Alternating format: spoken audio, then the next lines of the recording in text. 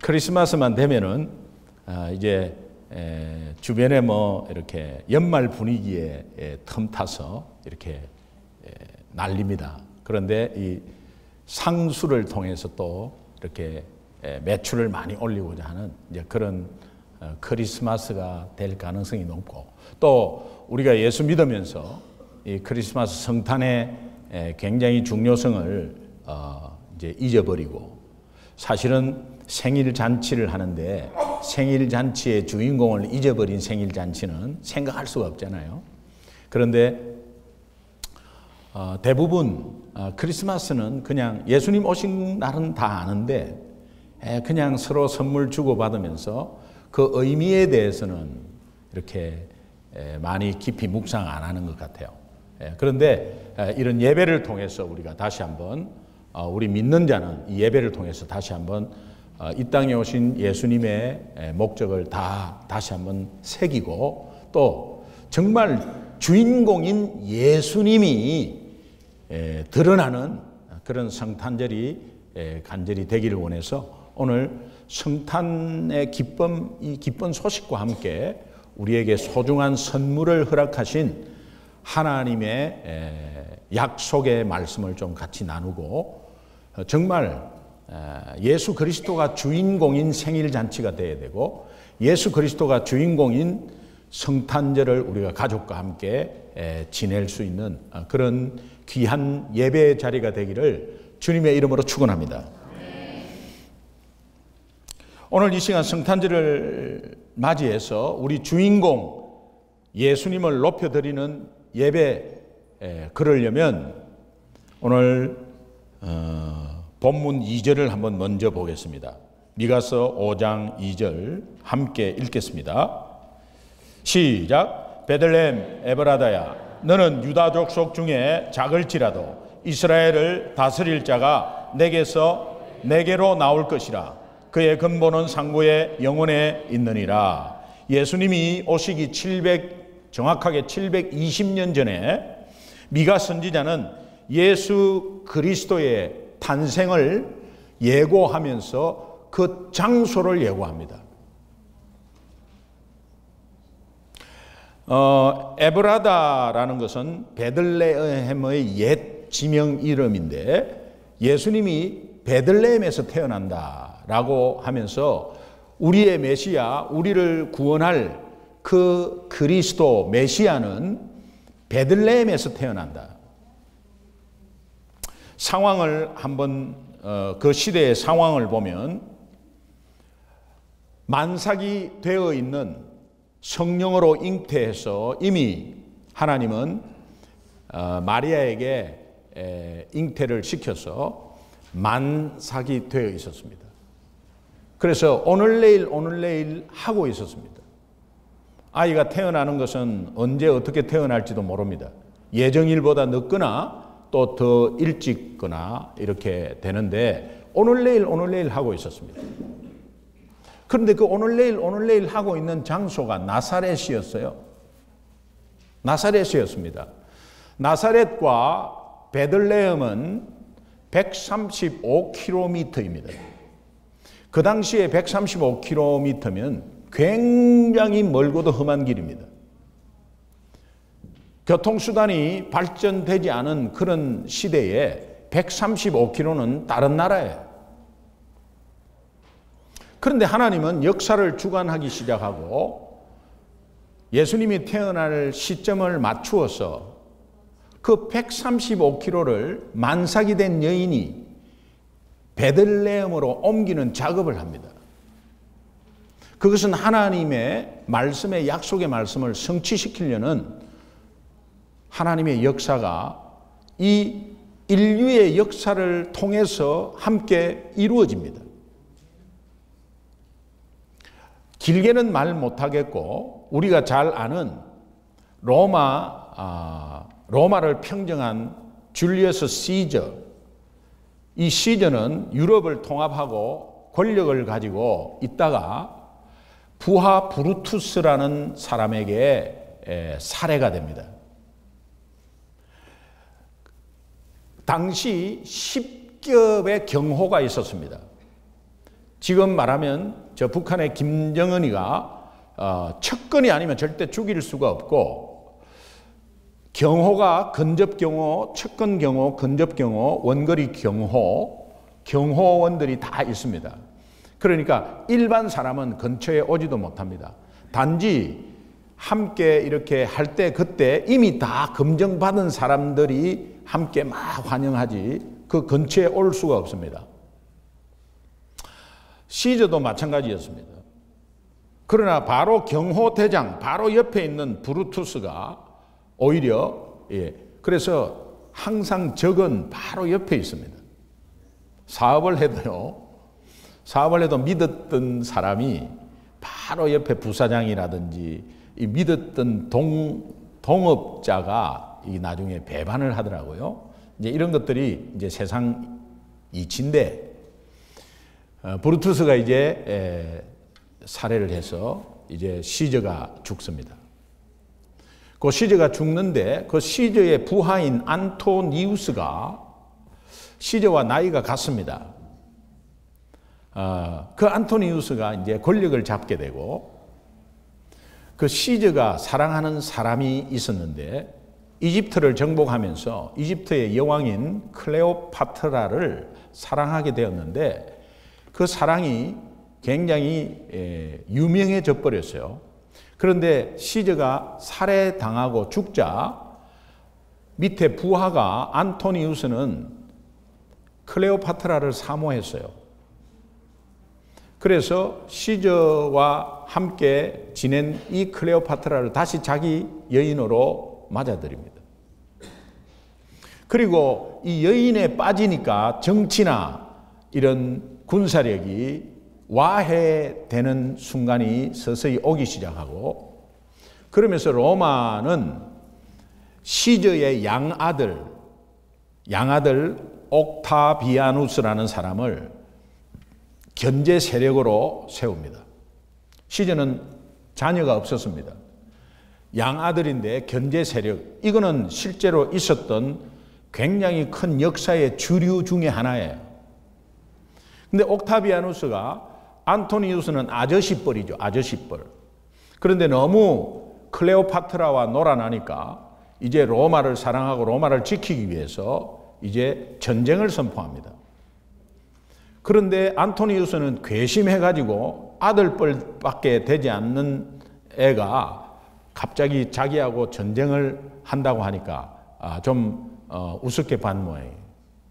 같은 로마군끼리 싸우는 겁니다.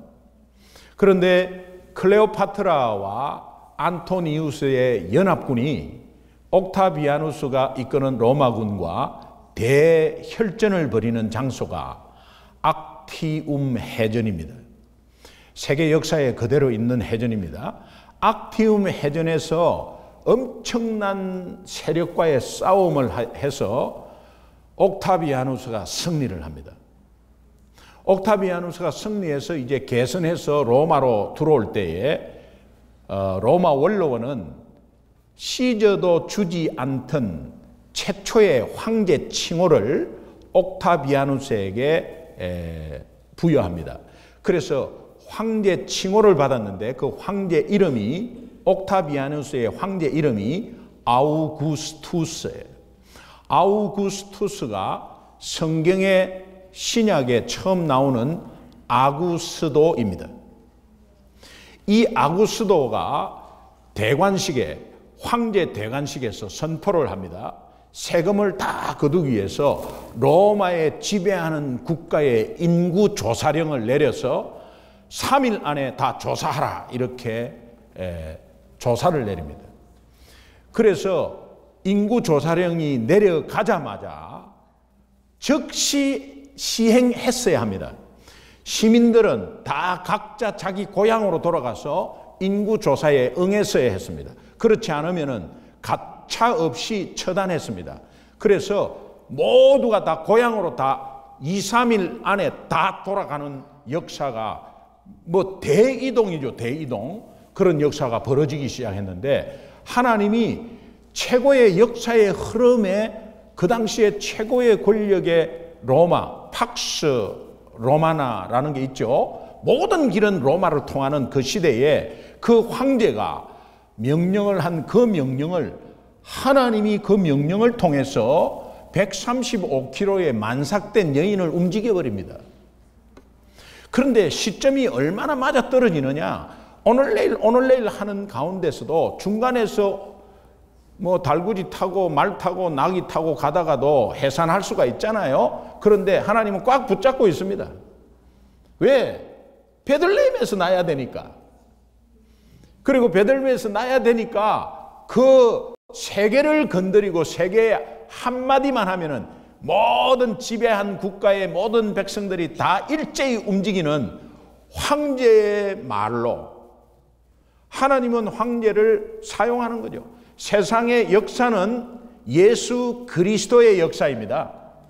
그래서 그의 이야기는 히스토리가 되어서 히즈 스토리, 결국은 이 말이 히스토리로 되어서 역사라는 말로 되어버렸듯이 하나님께서 이 예수님을 베들레헴에서 태어나야 되는 그 시점을 딱 맞추어서 하나님은 안토니우스, 클레오파트라, 시저, 브루투스 다 옥타비아누스 다 권력을 사용해서 적재적소의 그 권력으로 예수 그리스도의 탄생을 초점을 맞춰버립니다.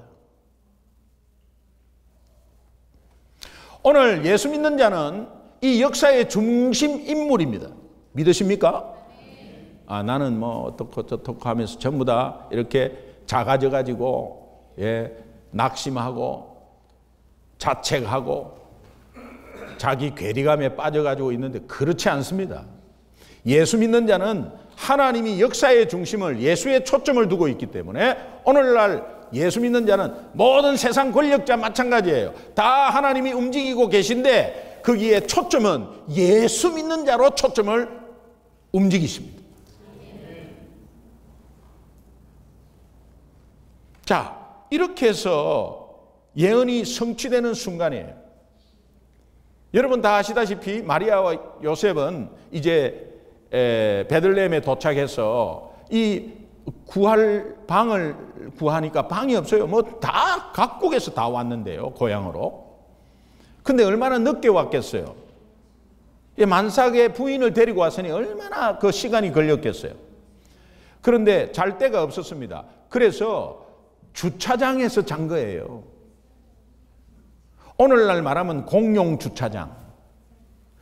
거기에 공용 주차장은 그 당시에 베들레헴의 자연 동굴이었습니다.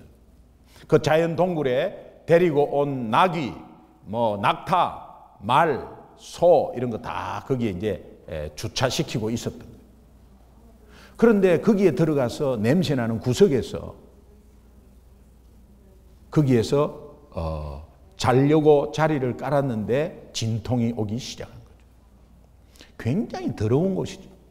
냄새, 굴 안에서 나오는 냄새부터가 엄청나게 진동을 악취가. 거기에서 우리 예수님은 왕이신 예수님, 하나님이신 예수님이 이 땅의 몸으로, 인간의 몸으로 오신 그 역사가 이루어진 것입니다. 그래서 누가복음 2장 10절 하에는 이렇게 말합니다. 온 백성에게 미칠 큰 기쁨의 좋은 소식을 너희에게 전하노라. 예수님이 이 땅에 오신 것만으로도 기쁜 소식. 왜? 그분은 우리의 죄를 다 감당하시고 우리를 대표해서 죄 없는 분이니까 남녀 간의 관계로 오지 않고 성령의 잉태로 처녀의 몸에서 태어나신 분입니다. 온전한 인간으로 10개월 채워서 인간의 대표로 왔습니다. 내가 구원자다, 내가 예수다 하는 크레딧이 온전한 인간이라야 합니다. 그런데 대한민국에 지금까지 자칭 예수가 173명이 나타났습니다. 그들은 어떤 크레딧도 없고 갑자기 나는 구원자라고 나타난 사람들. 그러나 구원자가 되기 위해서는 죄가 없어야 합니다. 우리하고 똑같이 태어나면 안 됩니다. 그래서 하나님은 그 방법을 쓰신 것입니다. 죄 없이. 그러나 오늘 죄의 대가는 사망입니다. 죽음입니다. 그러면 오늘 우리 모두 죄인은 다 죽어야 되는 거예요. 죽어야 되는데 우리를 살리기 위해서, 우리를 다시 살리기 위해서 대신 죽이는 제물을 하나님이 허락했는데, 구약에서는 죄마다 동물을 죽였어요.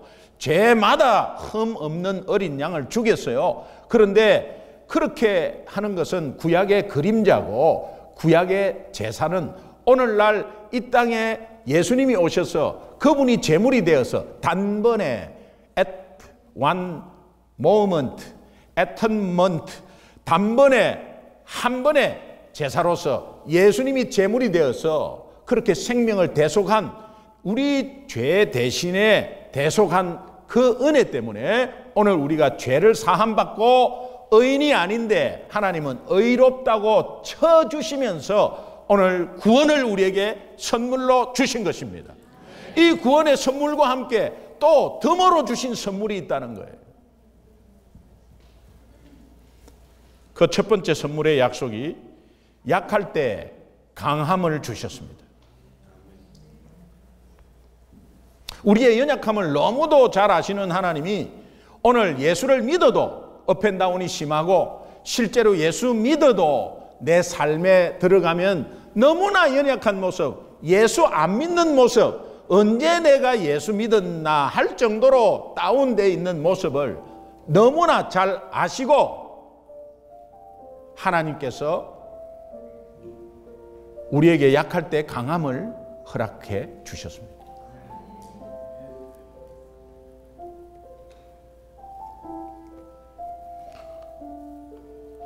미가서 5장 4절 상 보면은 그가 여호와의 능력과 그의 하나님 여호와의 이름의 위엄을 의지하고 서서 목축하니, 앞으로 오실 예수 그리스도는 여호와의 능력과 여호와의 이름의 위엄을 가지고 우리를 목축하고 보호하신다는 것. 우리를 하나하나 세밀히 보신다는 것. 양은 스스로 방어할 수 있는 능력이 없습니다. 목자가 있어야 강하게 되는 거예요. 강한 목자와 함께 있으면 그 양은 연약한 존재가 아닙니다. 더 이상. 그래서 강한 목자의 어떠한 공격도 강한 목자는 다 방어해 주는 겁니다. 우리가 약할 때 주님이 함께 계셔서 그분의 강함이 우리 삶 속에 역사하셔서 우리가 강하게 되는 역사가 하나님의 선물이다, 이 말. 믿으시면 아멘. 이 찬양 아시죠? 약할 때 강함 대신에 나의 보배가 되신 주, 주 나의 모든 것, 주 안에 있는 보물을 나는 포기할 수 없네, 주 나의 모든 것, 예수 어린 양 존귀한 이름. 함께 찬양해요.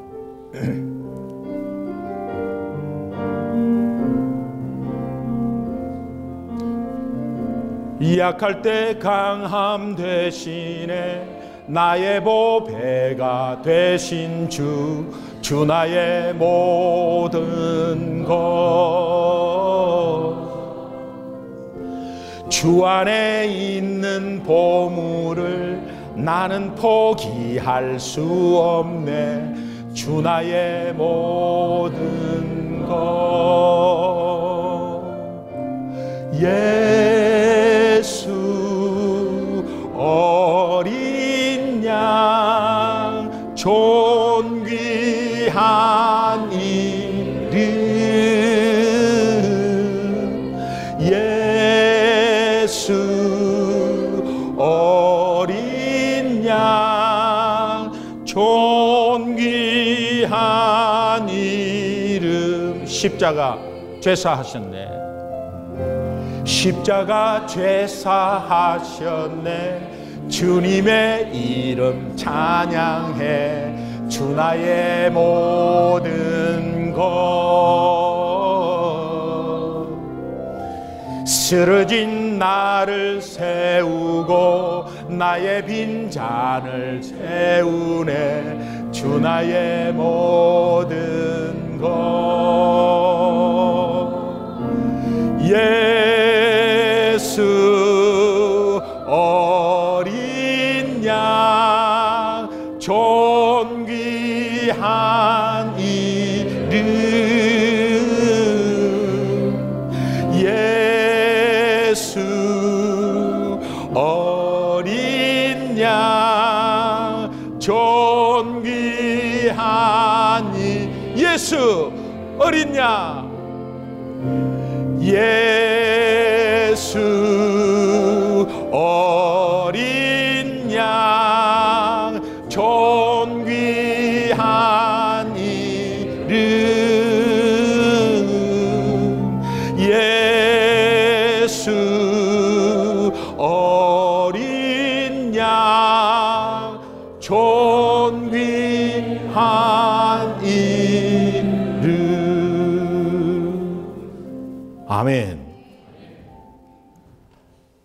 이 사실을 깨달은 사도 바울은 이렇게 고백합니다.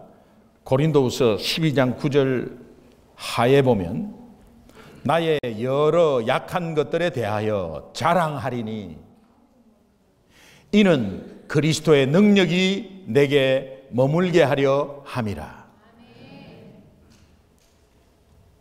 약한 것을 자랑한대. 오늘 우리는 잘난 것에 너무 잘된 것에 자랑하는데 약한 것을 자랑한다. 내가 부족합니다. 나는 이런 거 실수합니다. 나는 늘 넘어졌습니다. 너무너무 부족합니다. 그래서 좀 예수 잘 믿게 기도해 주세요. 담임 목사인 저 지도자로 하나님이 세워주신 것에 너무 감사하지만 지도자 감이 되는가? 부족하고 연약해서 늘 주님 앞에 엎드리면서 하나님 저 예수 잘 믿게 해주세요. 여러분에게 오직 기도 부탁 한 가지, 저는 다른 것도 없습니다. 한 가지, 예수 잘 믿는 목사 되게 해 주옵소서. 예수 잘 믿어야 되거든. 담임 목사 예수 잘 믿으면 문제 없거든. 예수만 잘 믿으면 되거든. 약함을 자랑하면서 10절 하에 보면 다시 고백합니다. 이는 내가 약한 그때의 강함이라. 약한 그때의 강함이라. 프란시스 헤브갈이라는 여인은 태어날 때부터 허약해서 평생을 그녀는 병과 함께 싸웠습니다. 늘 아팠어요. 친구들과 놀지도 못했어요. 늘 아팠어요. 그러나 그녀의 허약함 때문에 늘 하나님께 기도할 수밖에 없었고, 어릴 때부터 하나님 나는 왜 다른 친구와 놀지 못합니까? 나 억울합니다가 아니고 하나님 나 아무것도 못해요. 하나님이 해주셔야 돼요. 어릴 때부터 그 부모의 증언을 들어보면은 5살 때부터 애가 무릎 꿇고 성전에 나와서 부모하고 기도했다는 거예요. 여러분 자녀는 어떠세요? 여러분 자녀 똑똑하시죠? 우리 자녀 굉장히 똑똑해요. 부족하고 연약해서 얘가 현실이 그러니까 그렇게 하나님 앞에 기도했습니다. 그런데 그 기도 과정 속에 강하게 하시는 하나님을 경험합니다. 하나님이 나에게 강함을 선물로 주셨다는 것을 깨닫게 됩니다. 그러면서 주님은 나의 생명이고 주님은 나의 힘이라고 고백하는 찬송을 지었는데, 이 찬송이 모두에게 다 불러지는데, 찬송가 292장 주 없이 살 수 없네. 나 혼자 못 쓰리. 우리 자녀들이 어디 타주에 가서 대학교에서요, 어디 기숙사에 있을 때 1년 딱 지나면은 홈식이 오거든요. 부모님이 그립고 그러면서 다운돼 있을 때 그때 강함이 되신 부모에 대해서 부모는 떨어져 있습니다. 그런데 강함이 되신 것은 나와 함께 하시는 하나님이라는 것을 우리가 자녀들이 알았을 때 어디를 가더라도, 이라크 전쟁에서 파견돼 가지고 나간 군인이 너무 불안하고 총소리가 나고 옆에 동료 2명이 총에 맞아 죽는 것을 보고 벌벌벌벌벌 떠는데, 그때 소대장이 와서 기도를 하면서, 하나님, 우리는 연약합니다. 여기에서 죽을 수밖에 없는 존재입니다. 그런데 하나님이 도와주세요. 우리를 강하게 해주세요 하니까 걔가 벌떡 일어나더래. 그러면서 그냥 소대장님 저 할 수 있습니다라고 그렇게 하더래. 하나님의 역사는 어디에 어떤 상황 가운데서도 우리를 강하게 할 줄로 믿습니다. 이 찬양 2절만 한번 해봐요. 주 없이 살 수 없네. 나 혼자 못쓰리. 힘없고 부족하여 지혜도 없도다. 그러나 내 주는 나의 생명 또 나의 힘이라. 주님을 의지하여 지혜를 얻으리.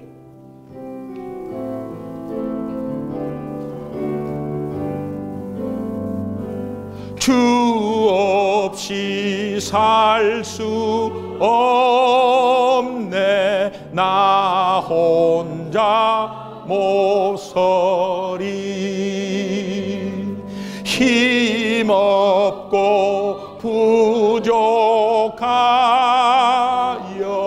지혜도 없도다.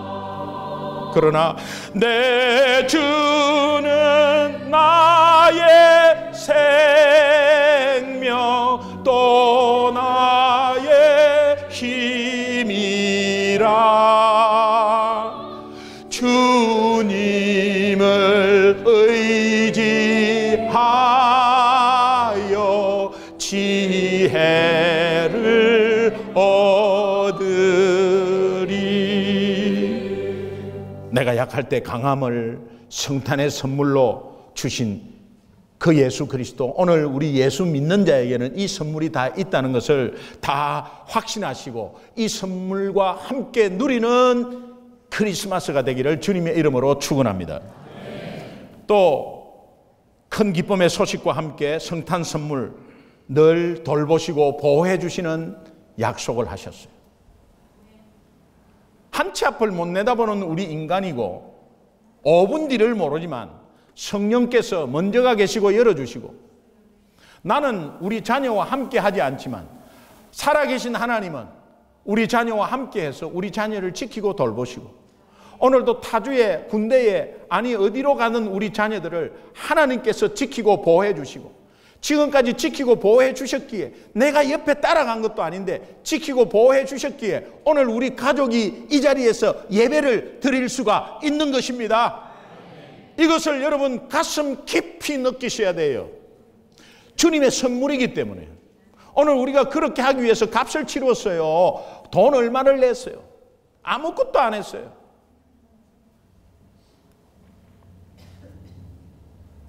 미가서 5장 4절 함께 읽겠습니다. 같이 크게 읽습니다. 시작. 그가 여호와의 능력과 그의 하나님 여호와의 이름의 위엄을 의지하고 서서 목축하니 그들이 거주할 것이라. 이제 그가 창대하여 땅끝까지 미치리라. 아멘. 그들이 거주할 것이라. 주님이 목축하니 그들이 거주할 수 있다, 이 말이에요. 오늘 목자 되신 우리가 우리의 삶 가운데 주님이 목축하고 계시니 오늘 우리는 거기에서 거주할 수 있었다.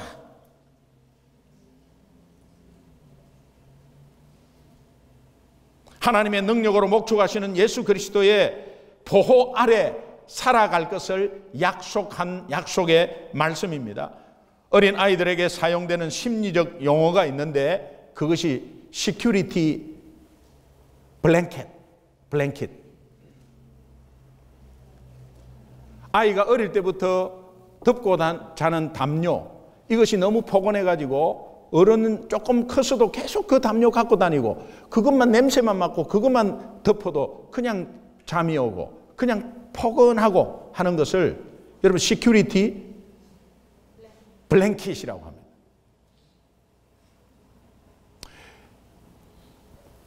우리 자녀에게 세상 가치관을 계속해서 심어주고 경쟁을 심어주면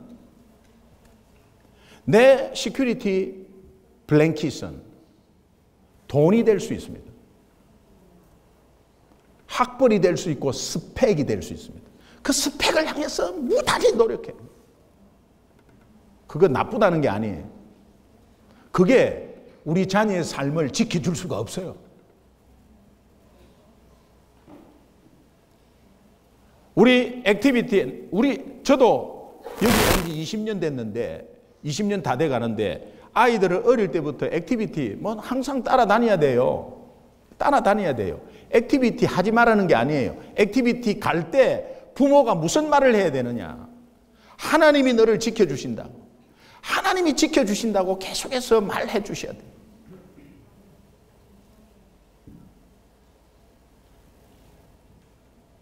투자증권, 자녀, 사업체, 학벌이 내 인생의 시큐리티 블랭킷이 될 수 없고 더 이상 내가 의지할 대상이 아니라는 것을 우리는 일찍부터 알아야 합니다. 그래서 우리는 더 와닿는 말씀이 시편 23편 1절에서 3절 말씀의 다윗의 고백입니다. 다윗은 굉장히 어려울 때 이 고백을 했습니다. 우리 다 함께 같이 시편 23편 1절, 2절, 3절 큰 소리로 성경을 읽는 자에게 복이 있고 듣는 자에게 복이 있다. 그 읽는 자에게 듣는 자에게는 오직 예수 믿는 사람에게만 들리고 읽힙니다. 그러니까 오늘 우리는 엄청난 복으로 읽는 겁니다. 크게 또박또박 크게 읽읍시다. 시작. 여호와는 나의 목자시니 내가 부족함이 없으리로다. 그가 나를 푸른 풀밭에 누이시며 쉴만한 물가로 인도하시는도다. 내 영혼을 소생시키시고 자기 이름을 위하여 의의 길로 인도하시는도다. 늘 보호하시고 지켜주신 이 선물을 오늘 우리가 받았다는 것입니다. 그래서 찬송가는 더 가사가 와닿습니다. 너 근심 걱정 말아라. 주 너를 지키리. 주 날개 밑에 거하라. 주 너를 지키리. 어려워 낙심될 때에 주 너를 지키리. 위험한 일을 당할 때 주 너를 지키리. 이미 받은 선물을 누리라. 내가 구원과 더불어 주었지 않냐? 누려라. 함께 1절만 찬양하겠습니다.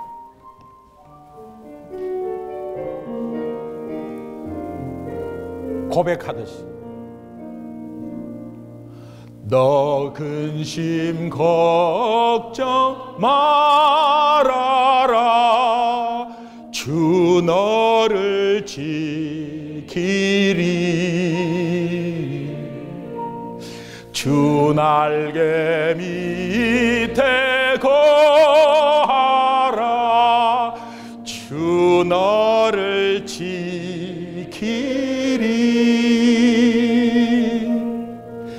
주 너를 지키리. 아무 때나 어디서나 주 너를 지키리.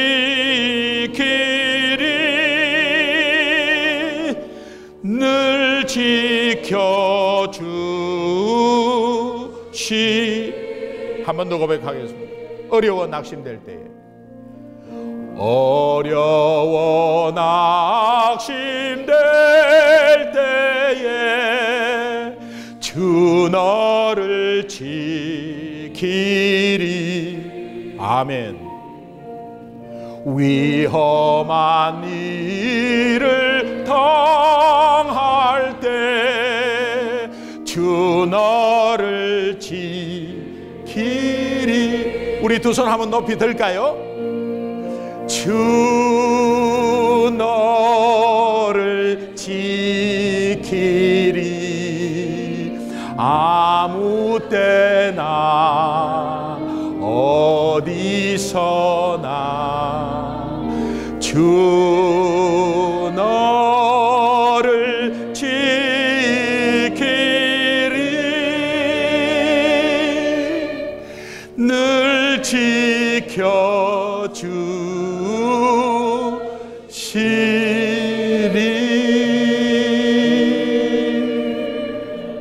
할렐루야.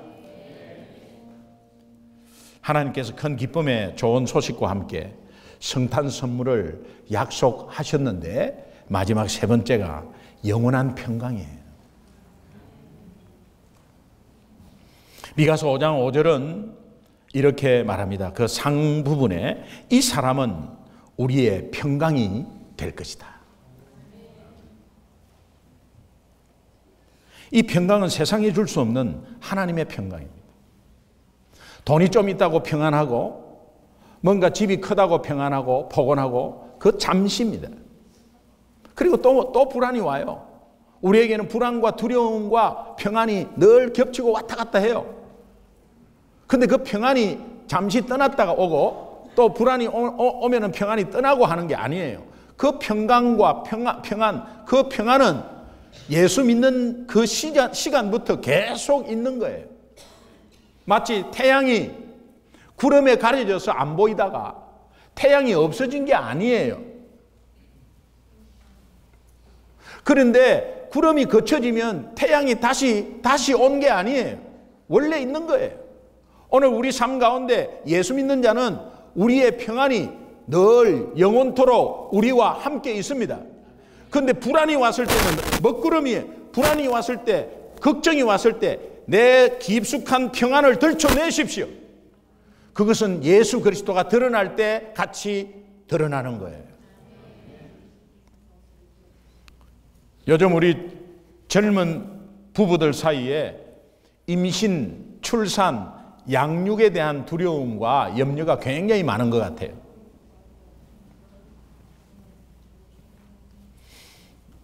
실제로 그 현실의 입장에 서보면 감당하기 어려운 부담스러운 여건, 경제적인 문제, 아이가 태어났을 때 두 부부가 맞벌이를 하면 아이를 어디에 맡겨야 되고 맡기는 게 최소한 1,000불, 1,몇백 불이에요.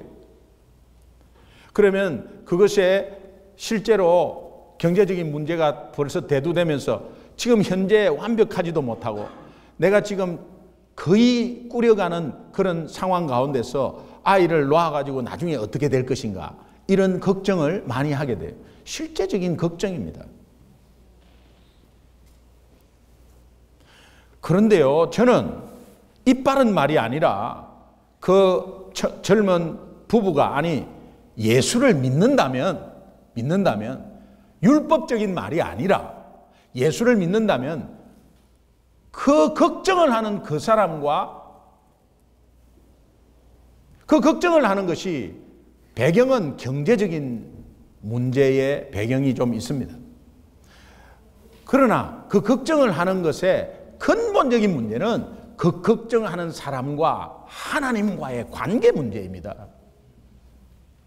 하나님과의 관계에서 너무 멀어져 있다는 상황이 아닙니다. 저는 하나님을 사랑합니다. 그렇게 하지 마세요. 그렇게 자꾸 고집하지 마세요. 그런 염려와 걱정이 멀어져 있기 때문에 그래요.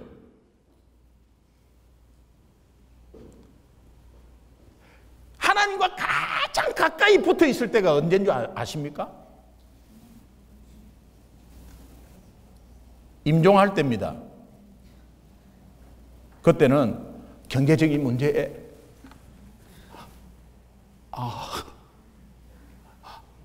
여보, 우리 아이도 못 낳고 경제적인 문제 너무 걱정스러워요. 그 임종할 때 그런 말 하지 않습니다. 모두가 내려놔요. 근데 임종할 때하고 우리 살 때하고 다르지 않습니까? 여러분, 자꾸 그렇게 하면 그렇게 사십시오. 그냥 아무리 말해도 그건 그렇고요. 그런데요, 막 그렇게 사십시오. 얼마나 답답한지 모르겠어요. 그런데 이 답답함이 하나님이 더 답답할 거고, 그러나 기다리는 것은, 기도와 격려로 기다리는 것은 하나님이 나를 보기에 아마 그렇게 답답할 거야. 네 그렇게 목회가 되나? 그런 마음을 가지면서 그냥 정죄하지 않고 그렇게 판단하지 않고 그냥 답답해도 기도하면서 기다리는 거죠. 그래서 목회는 기다림이야. 저 사람이 고백을 많이 하고 뭔가 참 믿음이 좋은 것 같은데 이렇게 한 면을 보면은 펑 비어 있어요. 그래도 하나님이 나를 보기에 네가 신학을 하고 목회를 하고 해도 이쪽에 얼마나 비어 있는지 그거 하나님이 보시기에 분명히 있을 거거든. 그래도 그거 야단치지 않고 기다려 주시듯이 그 사랑을 받은 나는 우리 성도님들이 그냥 그렇게 하나님 앞으로 자꾸 관계가 회복되도록 기도하고 기다려 주는 거지. 요때 아멘을 해야 돼요.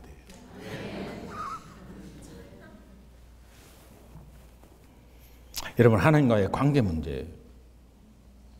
우선 그 사람은 먼저 찾아야 될 것이 있어요. 그게 하나님과의 신뢰를 찾아야 합니다. 하나님이 책임져 주십니다. 무턱대고 하나님 책임져 주니까 뭐 그냥 애 놓고 뭐 2명, 3명 놓고 뭐 이런 의미가 아니에요. 그거는 나몰래라 해가지고 캐세라 세라예요. 그냥 아이 뭐 그렇게 하지 뭐 이런 게 아니에요. 정말 믿음으로 딱 서가지고 있으면 하나님이 어떠한 방법이든지 놀라운 방법으로 채워주십니다. 지금까지 여러분 힘으로 살았습니까? 아니에요. 불안과 염려의 어둠은 재정적인 보완책으로는 하나의 촛불에 지나지 않습니다. 어둠을 켤 때 하나의 촛불에 지나지 않는다고요. 그런데 그 촛불의 여러 수십만 개보다 태양 한 번 뜨는 게 좋아요. 예수 그리스도 의로운 해가 내 삶 가운데 드러나면 모든 것을 책임져 줄 수 있어요. 그것이 진정한 영원한 평강이에요. 믿으시면 아멘. 제가 여러분에게 한번 축복합니다. 저는 믿음의 아버지로서 여러분들을 가르치는 또 담당하고 목회하는 목사로서 오늘 이 시간에 간절한 마음으로 축복합니다. 여러분에게 평강이 있을지어다.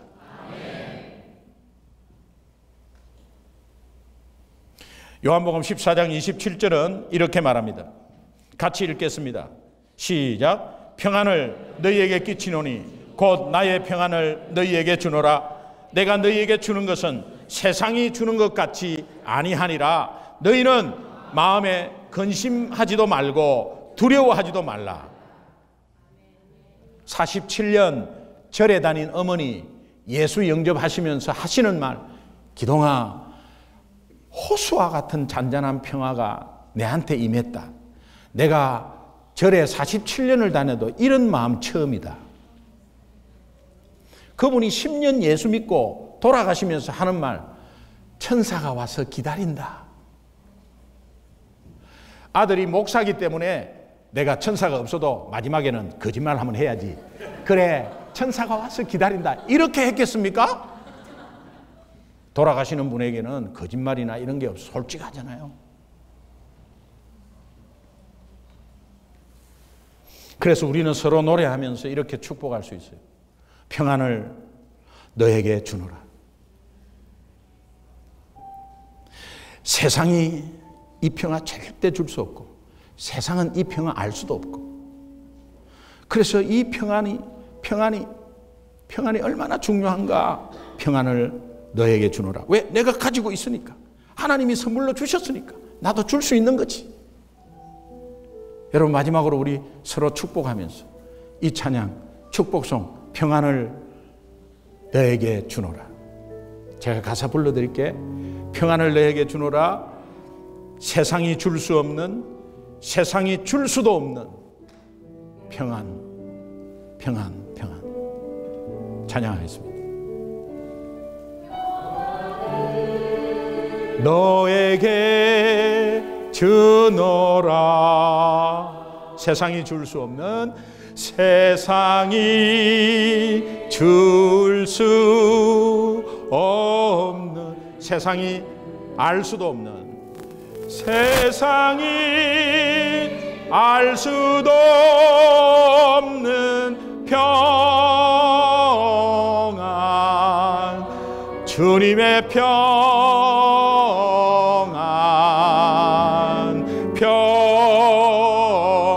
평안을 내게 주노라. 평안을 너에게 주노라. 제가 미국 교회에서 이렇게 한번 개척하기 전에 1년 동안 새들백을 다녔어요. 1년 동안. 여기서 이제 개척 준비하면서 이 축복송을 하더라고. 축복송을 하는데 미국 사람들은 뭐 이것이 뭐 문화, 지금까지 자라온 문화니까 뭐 어쩔 수 없는데, 축복송을 하자마자 막 사람들이 막 돌아다녀. 나 요렇게 좀 한 번만 해봤으면 좋겠어. 우리 다 그 자리에 한번 일어나셨어? 여러분, 메리 크리스마스입니다. 그러니까 좀 이렇게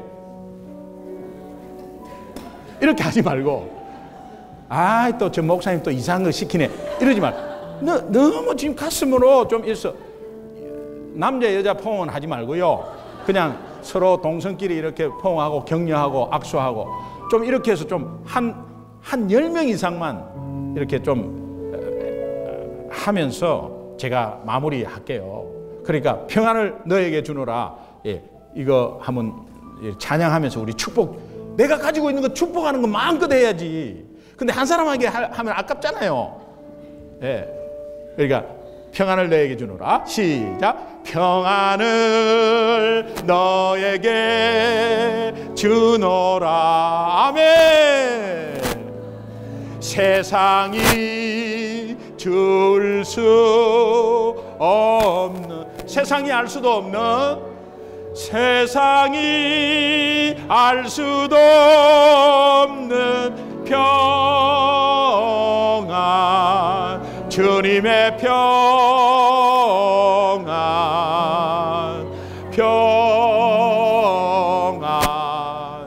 평안을 너에게 한 번 더 하겠습니다. 평안을 너에게 주노라. 우리 세 가족에게 찾아가세요.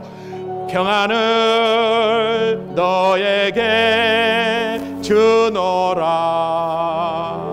세상이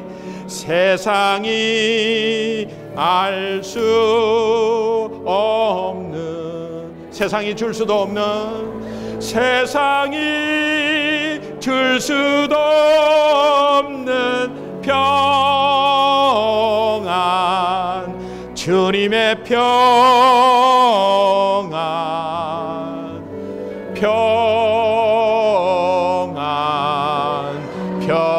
평안을 너에게 주노라.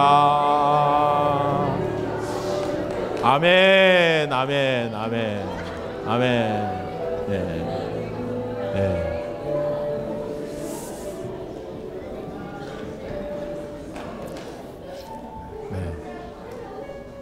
하면 이렇게 잘하는데.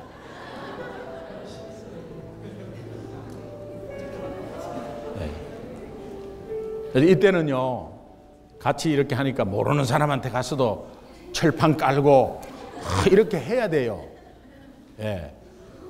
이때 우리 새 가족이 계시면은 모두 새 가족에게 몰려가는 게 그게 진짜인데, 전부 다 저끼리 하고.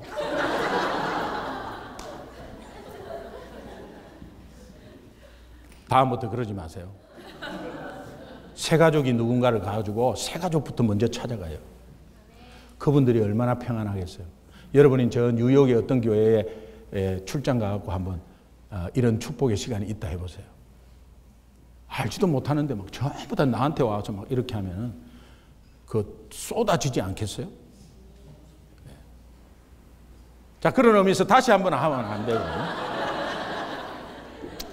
자, 오늘 결론입니다. 예수님이 이 땅에 오셔서 우리에게 십자가를 통해서 구원을 주셨습니다. 이 구원이 굉장히 귀중한데, 이 구원과 더불어 주신 선물이 있다. 그 선물은 이 땅에서 우리가 꼭 필요한 거기 때문에 주신 거예요. 우리를 너무도 잘 아시고.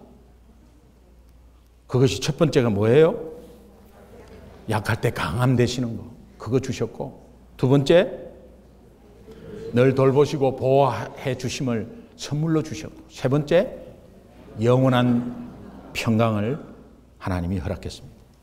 구원과 함께 이 성탄절에 성탄절로 인해서 이 성탄의 소중한 선물을 받았다는 것을 다시 한 번 더 확신하고 약속대로 받은 여러분은 정말 오늘 하루 진정한 메리 크리스마스가 되기를 주님의 이름으로 축원합니다. 우리 합심해서 한번 기도하겠습니다.